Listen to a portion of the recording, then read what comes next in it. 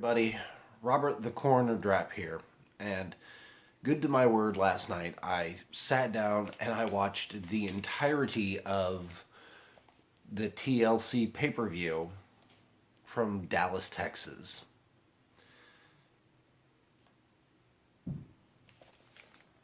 I I have notes. I have a lot of notes.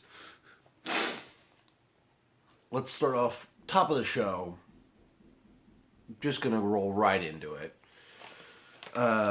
Opens with a video package about the title, about mainly focusing on the title matches and the stipulations of the pay-per-view: tables, ladders, and chairs matches.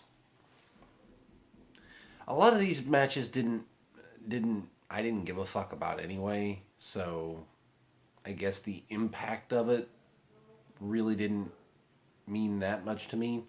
And I'm going to straight out say that there was only about two matches that I really wanted to watch, that I was really raring for, and I'm like, okay, let's get to those matches.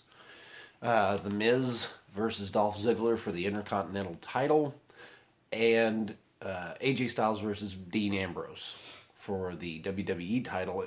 Both of those basically ladder matches. Forgive me. It starts out with the Wyatts and Orton versus Rhino and Slater for the WWE SmackDown Tag Team Championships. Gotta say, those belts look good, but I don't particularly like the blue.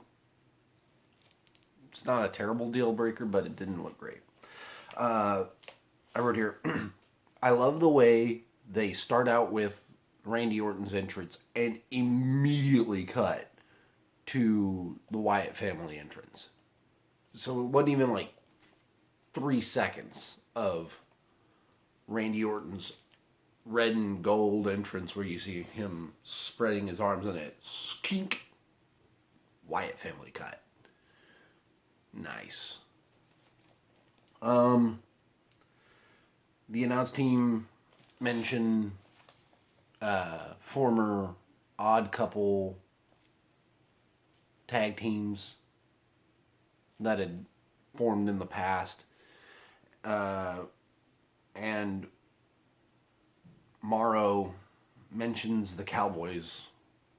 I'm like, I don't care.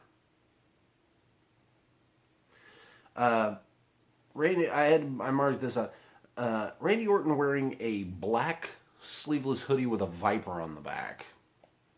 I don't know if that's like his thing now, or if that's always been a thing, but I kind of look at it as Wyatt family garb because it kind of fit with what everybody else was wearing. Slater and Rhino come out to a dead quiet arena. Listen, I understand tradition dictates challengers come out first and the champs come out second. In this instance, you want, in my mind, to have that fear play on their face when the lights crash and the fire flies open. Let's see. I wrote here, never try to follow the Wyatt's entrance. Just don't do it. It never works out. They throw to the Spanish and German announce tables for no other reason than to say that they have it. And I thought this was going to be where they were going to go through all of the announce tables, but they didn't. They just did Spanish and German. I wrote here, Rhino is a big man, but is equally sized to Bray Wyatt. Commentary, JBL continues to have no love for Heath Slater. Oh, there was a spot early on where Luke Harper lays on the bottom rope right in front of the ref and nobody cares. The fuck? I'm like, oh, shouldn't the ref at least be admonishing him because he's not actually in the match? Shouldn't it be like, oh yeah, no, dude, you got to get off the fucking ropes, dude. We got a match here. Beat it. No. Oh, this was a good part. Orton goes for his second rope DDT. It gets countered. Slater goes over the top rope to, I guess, like, jump and hit him, but Orton just straight scoop slams him. That gets a 2 count. Bray is tagged in. He's going to task with Heath Slater. And Rhino gets the tag. I wrote here, Rhino shouldn't get up on the second rope. Dude is a block of man flesh. Doesn't need to be doing high risk stuff. Just stay on the ground, dude. Beat everybody else up wherever you happen to be. Bray is setting up. He's setting upside down, like he does. And this mystifies Rhino, as though he has never seen it before. Randy Orton runs up, RKOs him, pinfall for the Wyatts. There was a bit here in the after where it kind of looked like maybe this is where they were going to start with their dissension of the Wyatt family. Just, okay, we're going to start leading into this now. But no, Randy Orton and Bray Wyatt both put their belts on Luke Harper's shoulders. They do the feed the buzzers thing, and Luke Harper holds both belts while they pose. Commercial in the middle of a promo, in the middle of a pay-per-view for shit that the WWE is doing, like the super. They mentioned this. They did this one a couple times. Supercard, dude, you got a new app. Nobody's gonna care.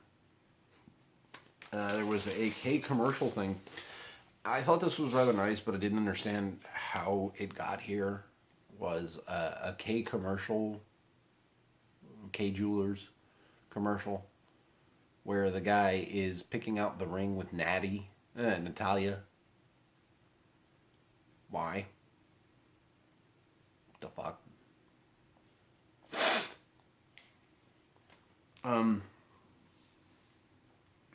We're gonna move on.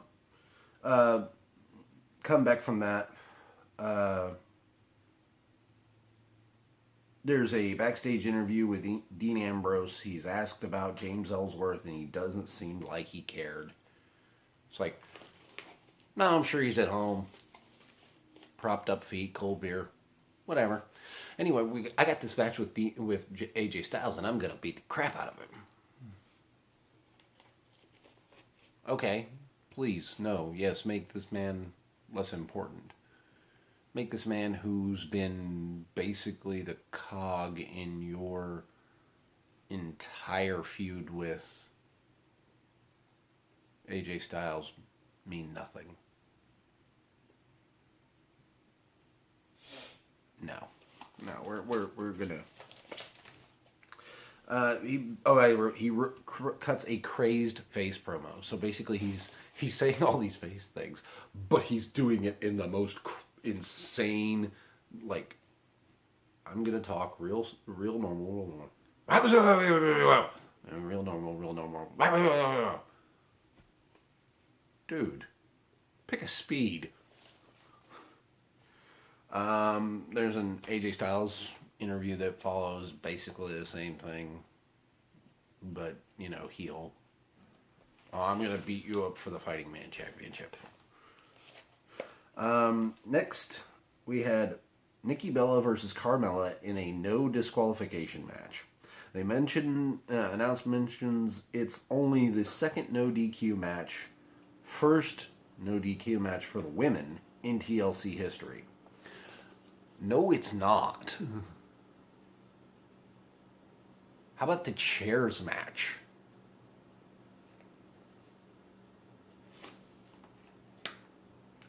Never mind. Video package highlighting the feud. Apparently, no DQ doesn't. Oh, I wrote it here. Apparently, no DQ doesn't make it countouts, and the announce team says so. The hell? No. No. Okay, understand. No disqualifications doesn't mean falls count anywhere. Okay, fine, whatever.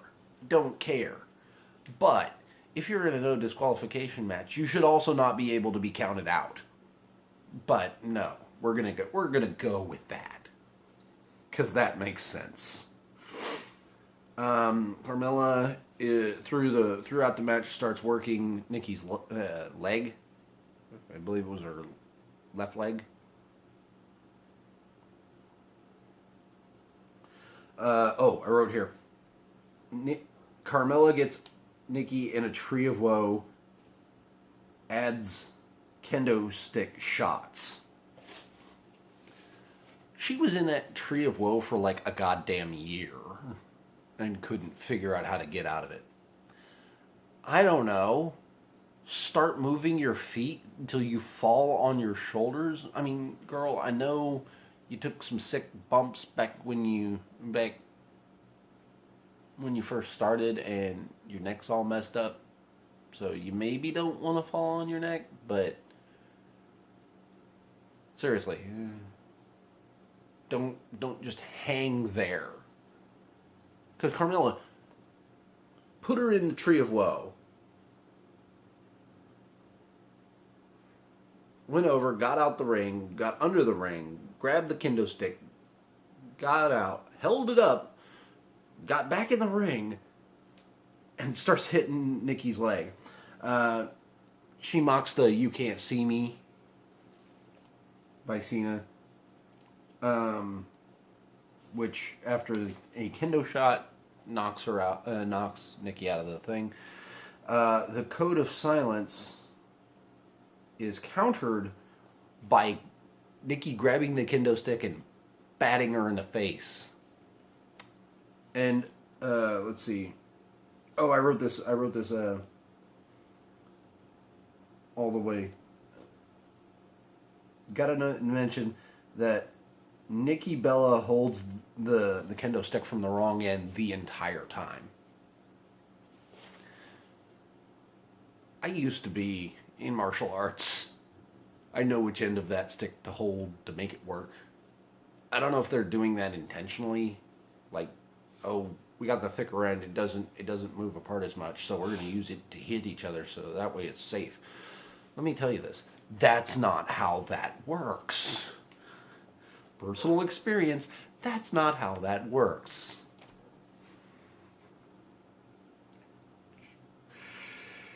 Let's see.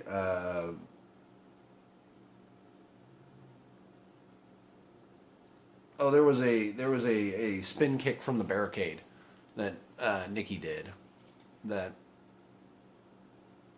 kind of no-sold the whole leg injury.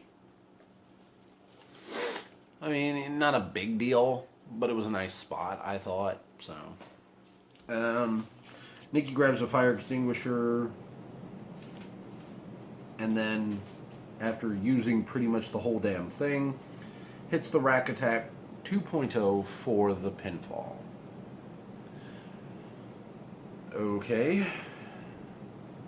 Because this feud didn't have enough talking. Carmella grabs a mic, says she didn't attack Nikki at Survivor Series, but it was Natalya. Okay. Let me just suspend my disbelief for a moment. Nope, couldn't do it. What the fuck are you doing, WWE creative? Why? I understand you gotta have something for these women to do, but really? You couldn't have blamed the women's champion? You could have blamed literally anybody else. You couldn't have blamed Charlotte Flair. You know, you couldn't have said that it was Raw's fault.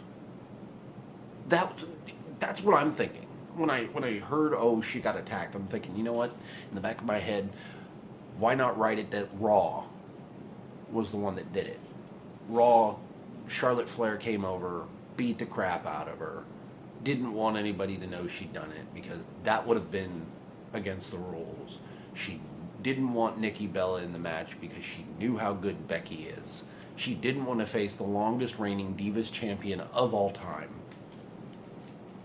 No, we're going to go with Natty. We're going to go with Natalia. Good job. Next is Dolph Ziggler versus The Miz for the Intercontinental Championship in a ladder match. There is a video package literally about all of the champions of the Intercontinental Championship. On one hand, that's bad because not a lot of people are going to really care. But on the other hand, showing the past champions, where the first champion, Pat Patterson, all the way up until now, showing these superstars that have held the belt to bring it prestige, to bring it to prominence, to lend itself as a stepping stone to the best championship of all, the WWE Championship. Yes, please, show us more of that. Show us that you actually care about the history of a thing. Let's see. Daniel Bryan is backstage interviewed about who he wants to win the Intercontinental Championship. And he blatantly admits he doesn't like The Miz as a champion. And The Miz interrupts.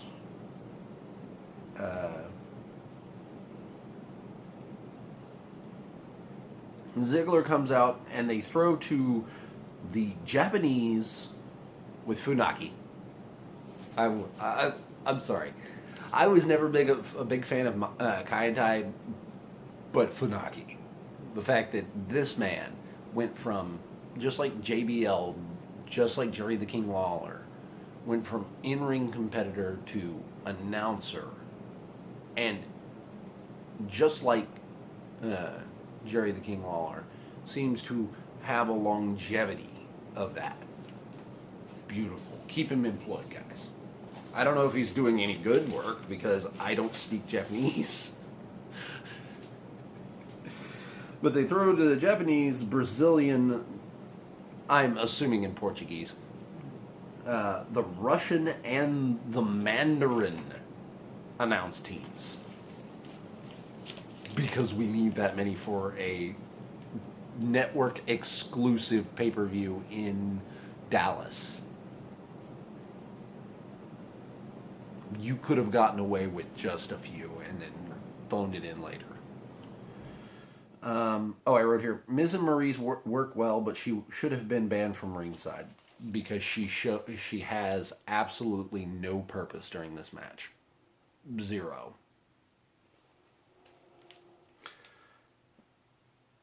Announcers mention,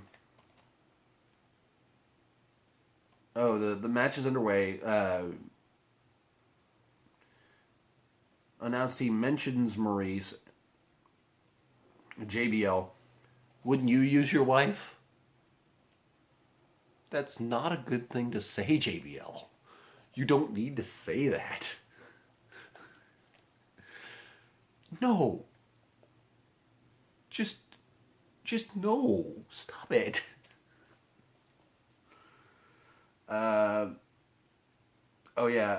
This was a recurring spot during the night where they slingshot each other out of the ring. Ziggler is slingshotted out of the ring, but he lands on his feet and he goes for a ladder and he gets drop kicked because he took like a year to pull out a ladder. Only WWE. I marked out that The Miz is interacting with the crowd. You could hear it. It was pretty cool. I don't remember what he said, but I didn't write it down because it wasn't even important. He starts ramming Dolph with a ladder, and then he eventually rams the steps rather than hitting Ziggler, because had him up here. He's got the ladder. Bam, bam, and then he gets him over into the side and beep, fucking. Oh my God, that had to hurt, dude. No, it just sucked. There was a "Let's Go Ziggler, Let's Go Miz" chant I marked out for. Miz drop kicks the ladder into Dolph Ziggler's chest. There's a DDT onto the ladder by Dolph Ziggler. And they finally get it's like at this point they finally managed to get a ladder in the ring. Took them like a goddamn month to get a fucking ladder in the ring. Let's see here. Drop kick by the Miz. Basically, he's drop kicking Ziggler into the ladder every chance he gets, or hitting the ladder into Ziggler every chance he gets. This was kind of a stupid spot. It gets him in the corner, sets the ladder up across the ropes, and starts, hammering it in there. I have it that he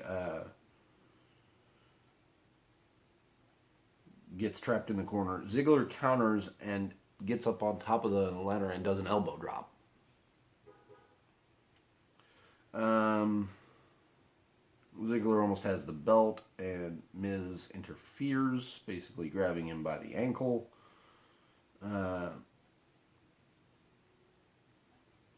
He's, pitched out of the ring. He comes back in as Ziggler's climbing, and he tips over the ladder.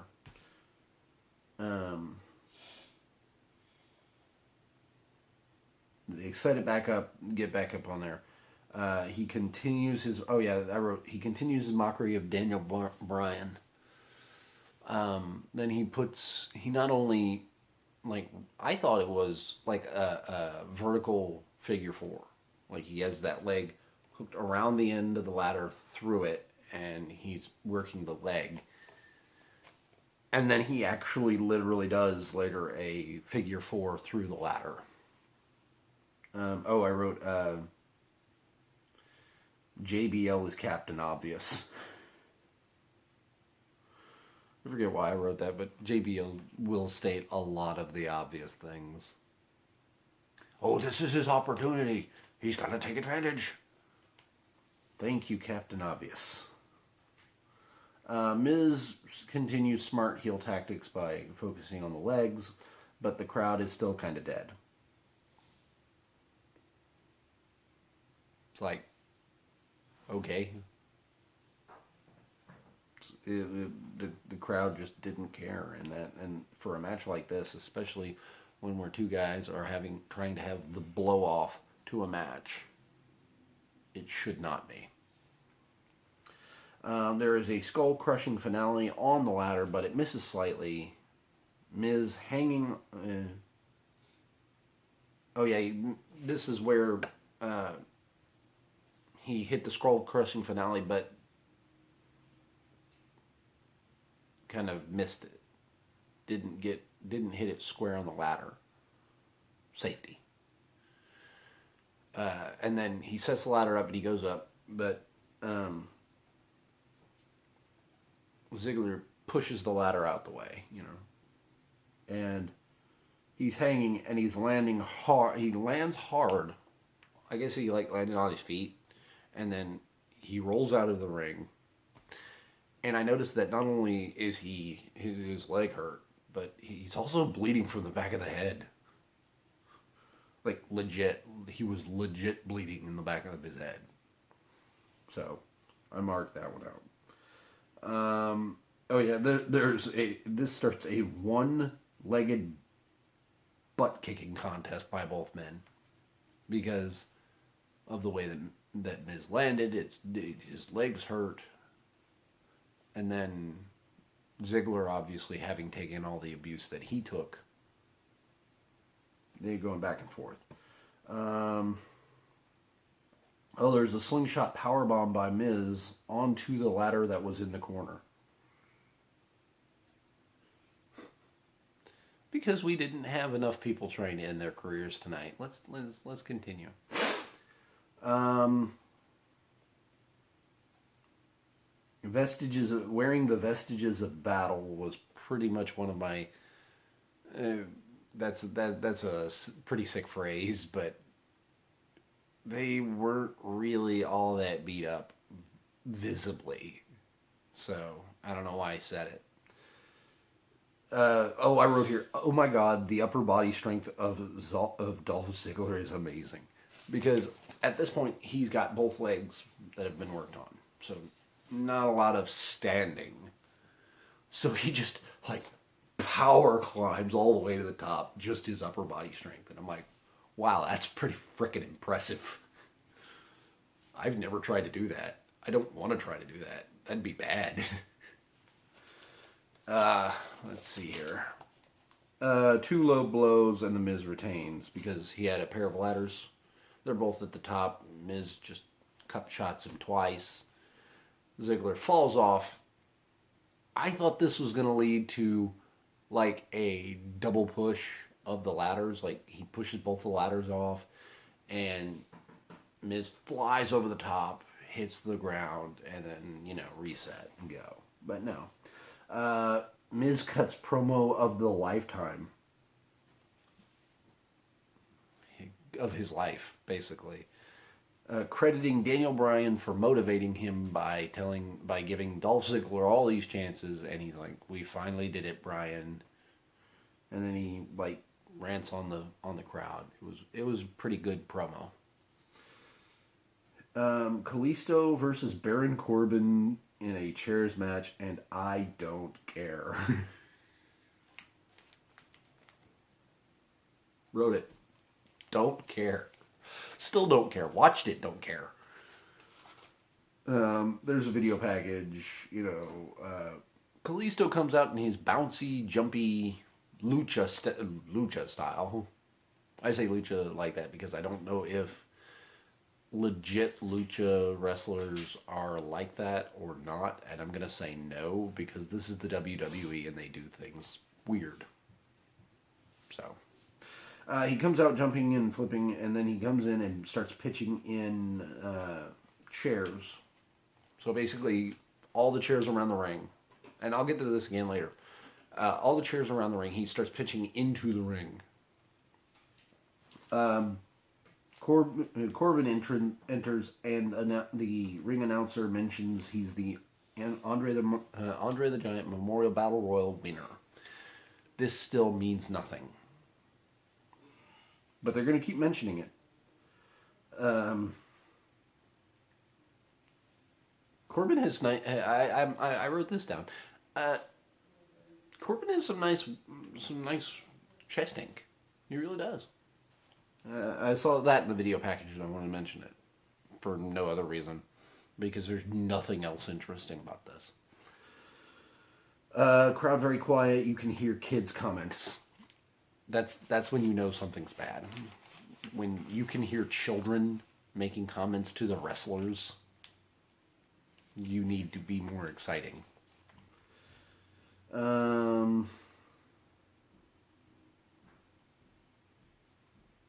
Dumb thing catches creator. Oh yeah. Corbin meticulously sets up a chair into the ropes between the second and the first rope. Then he sets up 6 chairs facing inwards of each other.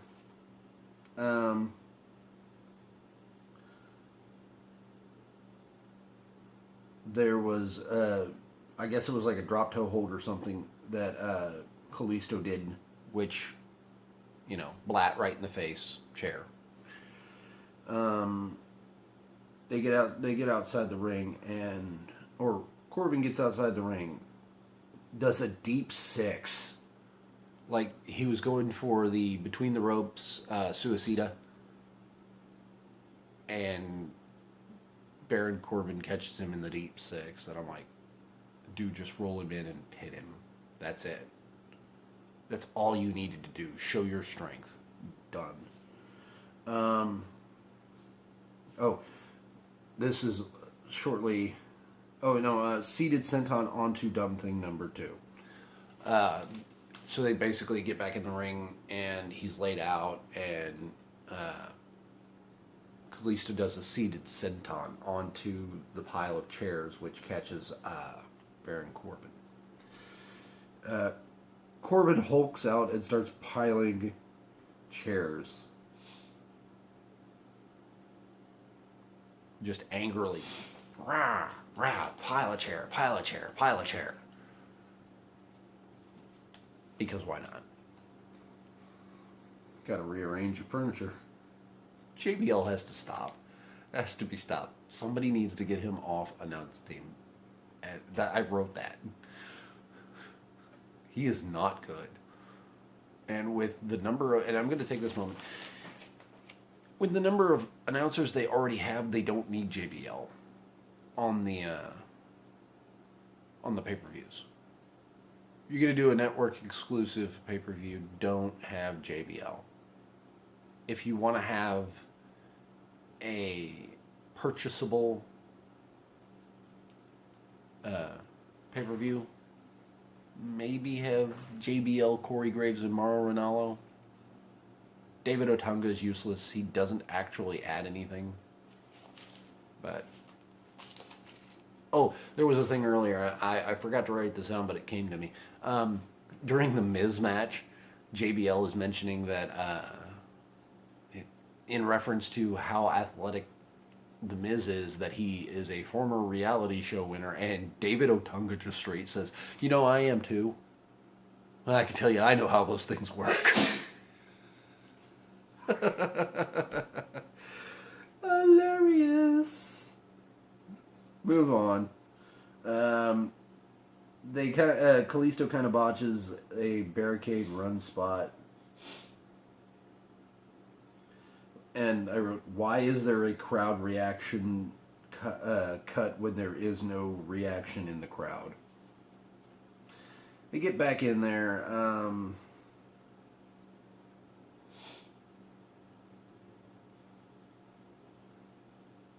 Kalisto starts,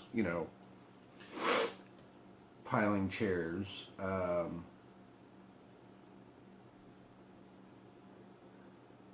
There was I guess it was a full Nelson suplex onto a chair by Corbin.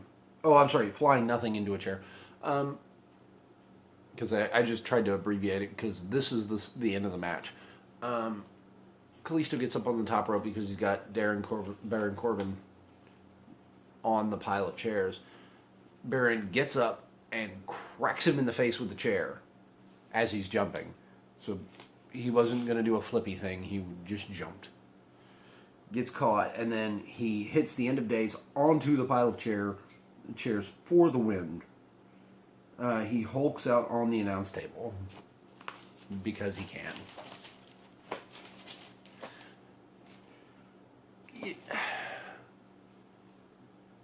I want this match to be over. I want this now to be over.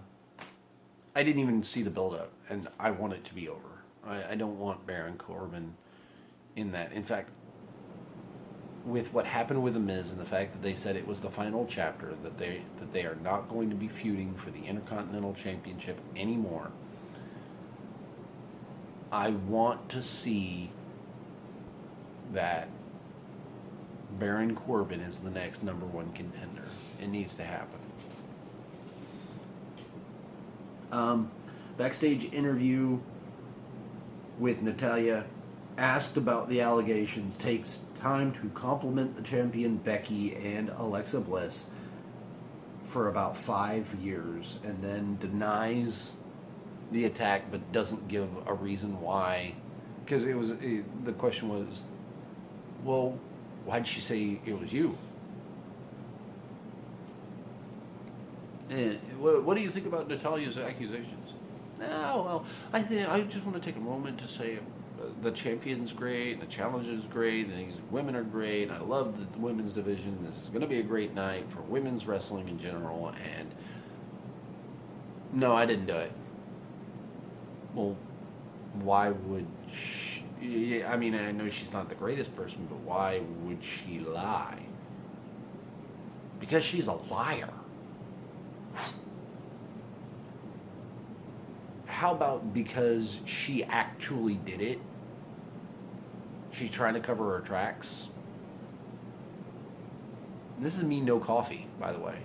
I have not had a cup of coffee yet, and I'm able to think of things like this. That's simple. That's logical. Let's see. Takes Becky versus Alexa Bliss package. This is a tables match. I wrote Becky Lynch is Zarya to Bliss's Tracer. For those of you who don't play the wonderful game of Overwatch by Blizzard, they are not a sponsor. They don't give me money, although I would love it if they did, because they've got a metric shit ton of it. Zarya is a former Russian powerlifting champion. She is fucking stacked. Tracer is a pilot who, as you might want reasonably imagine, not all that thick, not all that muscular, got that wiry strength.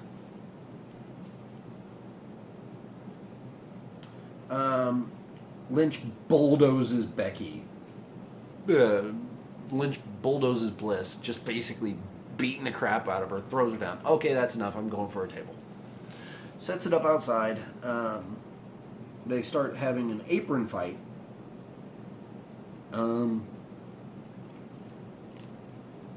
Gets drop kicked, tossed. Oh, I'm sorry. No, she's going for the table. She gets drop kicked, thrown into the barricade, and it's at this point that Bliss just throws the apron back down. Why? They trade it back again. Announcers mention that announce table counts for win. Why? Just why? Becky Lynch can't set up a table.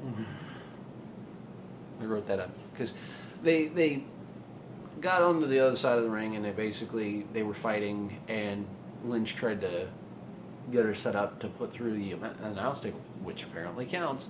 And I had been wondering at that point. It was like, wait a second, they're over by the announce table. Does it count as a table? I wonder why the Dudley Boys didn't ever try that. They get back into an apron fight on the other side because Becky Lynch is over there trying to put Alexa through that table and biting.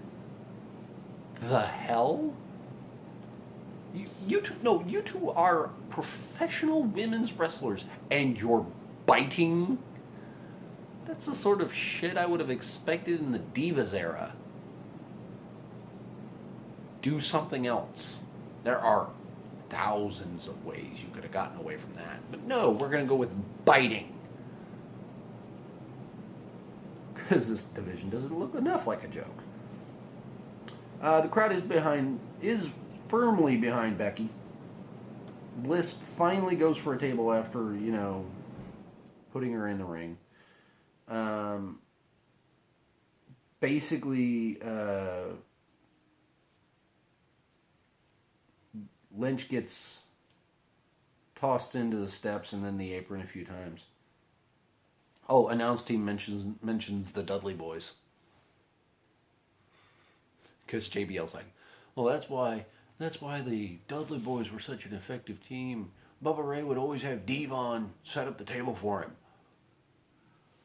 Because why not? Bliss gets up on the top rope, gets countered, and gouges eyes to counter the superplex.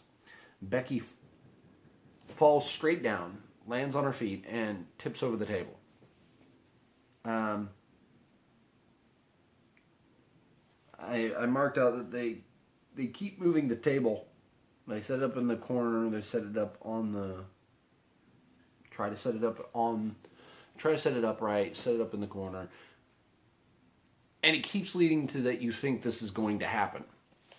Allow me to share why the very first tables match, very first tables match, was entertaining.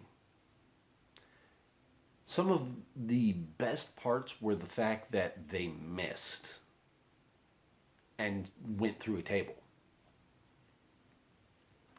I liked the fact that there were certain points in the 2000 Rumble tag team table match where they screwed up, but the match wasn't over. It's like, okay, well, this person just got beat down to hell and they got put on the table, but they had the wherewithal to roll off when the person was going to crash through it to put them through it. No, we can't do that to women. Moving on. They did a table on the ropes. DDT onto the upside down table had to hurt like hell. There's a Becky and Alexa Bliss chant. Let's go Becky, let's go Bliss. Freaking crowd just didn't care about this one too much. There was a table leg armbar. So basically she had her like through the table legs right here as she's holding the armbar on. Really good. Kind of weak pump handle slam. Meant to showcase Lynch's power. Table on the ropes, but Becky counters it. There's an apron fight. Bliss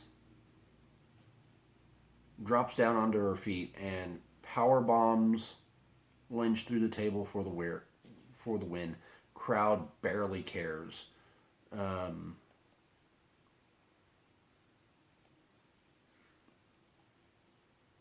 Becky Lynch is interviewed on the ramp. I wrote, fucking dumb. Okay. I understand. Backstage interview after the champ loses the title. Fine. Let's do that. Not on the ramp. Especially when you have the new champion trying to leave. You can't do that. Who cares? Commercial, which this was another commercial that had the K Jewelers thing for the proposal for one pair of WWE fans. Cool, don't care. They plugged Saturday Night Live because of John Cena. Literally. John Cena is supposed to be on SNL next Sunday. I got an idea, John. Maybe you can go to creative and start helping them figure out how to book shit better. Maybe write better promos. Never really been all that excited about your promo work. Your in-ring work could use a little bit too. I mean, the 5 moves of doom are documented. Moving on. Main event, TLC match. Ambrose versus Styles. Not a fan of the decor. Basically, every time everybody came out, I'm going to set my notes down for this one. Every time anybody came out for whatever match they were in, tables match, ladder match, chair match, the decor around the ring, leading up to the ramp leading up, and all around the ring, had that item. And then you had, in the middle of the ramp, a table with a ladder laying on top of it, and then a chair. Why? Why are you doing this? That's stupid. We don't need... Where the hell are my notes? Oh. Because we have to keep going. Moving on. Not a fan of the decor. Dumb rules, because this should just be... Yeah. You want to make the TLC match interesting. You want to make it elevated. I could do it for you. Here's how you do it. There are two ways to win. You can either ascend the ladder to climb the ladder to get the championship, or you can grab the title by putting your opponent through a table. Makes sense. That's why you have to have tables. Otherwise, it's just a ladder match. And the chairs part is stupid. If not for the sake of the pay-per-view. There are stupid attempts early to win. And, morning left. And I'm not a fan of them, climbing the ladder, get pulled down, fight a little bit, climb up, fight a little bit, pull down. And it just kind of went round and round and round like that. Fucking stupid. Ambrose runs Styles into everything going up ramp. And then just has a seat. So he's basically, I'm going to run you into this table. And I'm going to run you into this ladder. And then I'm going to hit you with this, hit you into this ladder. And then I'm going to hit you into this ladder. Getting him up the ramp. Good. I like that. That's a good strategy. Take him all, because no countouts in this one apparently. No countouts, but you got him dragging him all the way up to the top of the ramp. And trying to hit him with everything, and then just sitting down. Like, he sets up a chair, sits down, has a talk with him for a second, gets up, then suplexes him onto the part of the lap going in there, going into the WWE universe. Sets him on the table that's between the two mega ladders.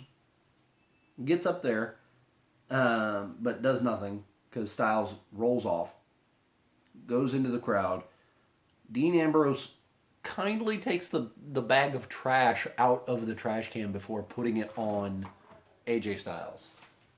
Uh-oh, hang on. And we're back. Okay, let's see. It was very nice of Dean Ambrose to take out the trash before putting the plastic trash can on AJ Styles and beating him up a bit. They say that it was supposed to be humiliating Styles. I don't really think that it was. There was a barricade run into a drop kick by AJ Styles' spot that I was like, wow, they did that. But you gotta. This is the main event. You better bring the A game here. There's a dueling. Let's go, AJ. Let's go, Ambrose champ. Which the Ambrose reply was notably quieter. Let's see. Ambrose with a barricade cup check. So basically, he got him up, landed him, hung him up on the barricade, and then went to the other side, grabbed a chair, ran along the apron, jumped and checked him with a chair. Dean gets back in the ring, tries to climb the ladder, and sells a hard breeze of a ladder tip. The ladder didn't even fall over. He just, basically, AJ shook the ladder, and Ambrose fell off. Oh, I've been killed. No. Um, Styles sets up the ladder. I guess he was going to go for like a DDT or a power bomb. This is a big flurry of moves by AJ Styles here. And then slingshots AJ into the ladder over the top rope. So basically, like, clipped the ladder top as it shot him outside the ring. And then kills AJ Styles by picking up said ladder. Thunk. It's like, wow. He just sold the shit out of that. Dean gets a table and a chair. AJ hits Dean with the chair as he sets it up. There is a sidewalk slam into the chair. It's like, okay, that's worse. AJ counts chairs as he adds them in the ring. I don't know what he was going for with like, I guess it was like a power bomb because he had him between his legs.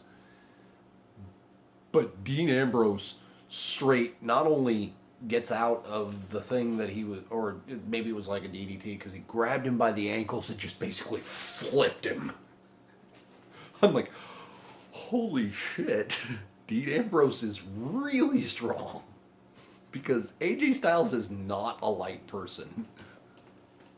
He just fucking straight flipped him through the chairs. This starts the holy shit chant.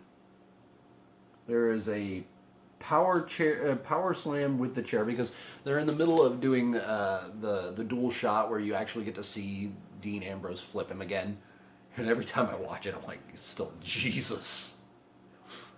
He grabs a chair, puts it on Styles' back, and just does a power slam onto the ground, and then does a chair sandwich.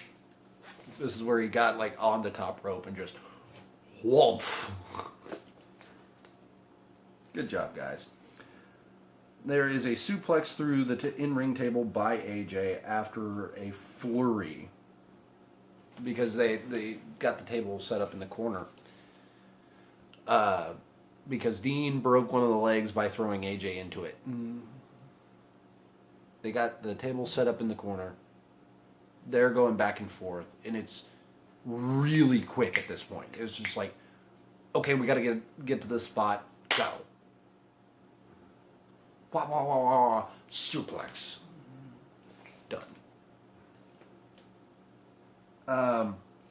Let's see. AJ hits a drop kick. Dean.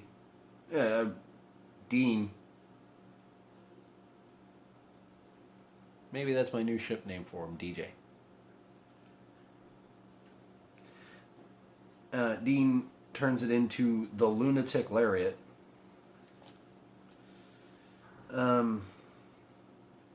Announce table gets a ladder set up on it because Dean goes outside, roughs up the tables, puts AJ on it, gets a ladder, sets the ladder up on top of the Spanish announce table. He's like, and there's a point where he says, "Is this a good idea, baby?" No, this is a bad idea. This is one of the worst ideas you've ever had. Don't do this. Bad. But he does it anyway. Basically, top ladder elbow drop kills them both. This is awesome chant. Dean is laboriously climbing back into the ring. He gets back in, he's going back to roll back in, and he's basically kind of looking back at AJ Styles and goes,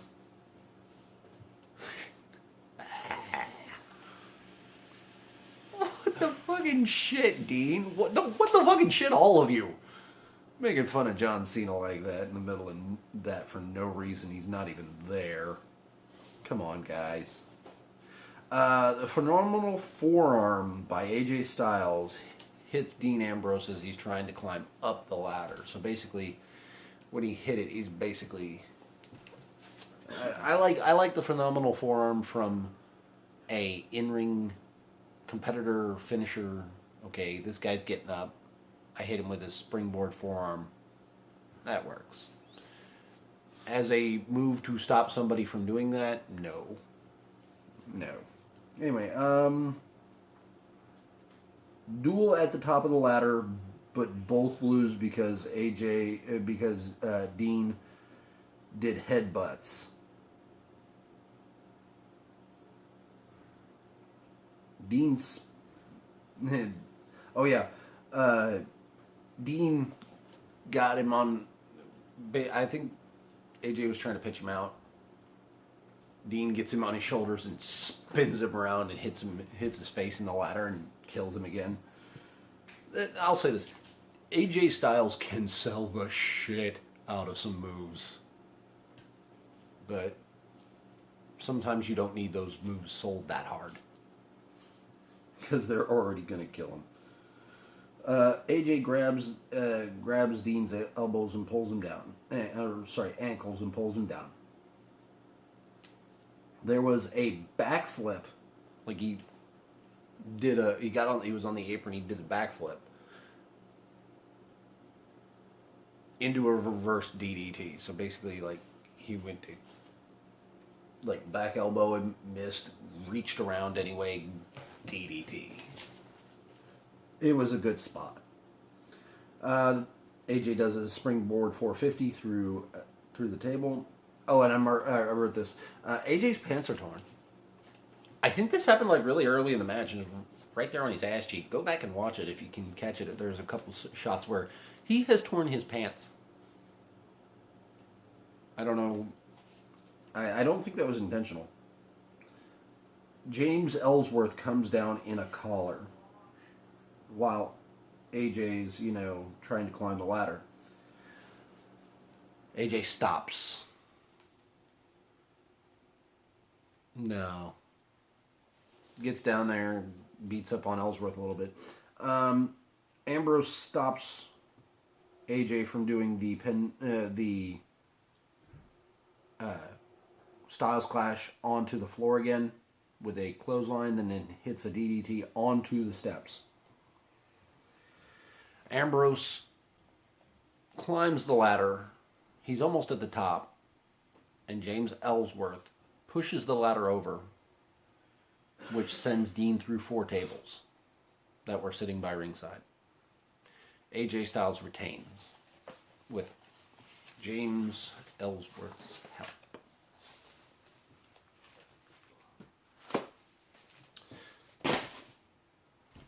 Let me say this about the pay-per-view. Was it bad? Not really. Could it have been better? Yes. There were obviously certain matches that definitely need help. Definitely need to, have better storyline or need something new, but there's a couple that don't. I was, like I said, really pleased with the Wyatt family match. I love it. I can't wait to see where that goes. I don't know what's next for The Miz, but I would like to say it's Baron Corbin because they've been building him up, and why not have the heel champ run into a heel character who just straight doesn't give a fuck?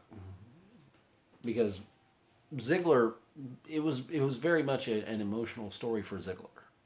This one, no, he doesn't care. He's going to get what he wants.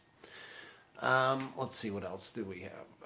The AJ Styles Ellsworth thing, that is going to be interesting. I think it would have been better if after, coming down there, instead of having just the shirt with his face on it, it turned out he was wearing an AJ Styles shirt under the thing the whole time. They may have planned it, that kind of thing.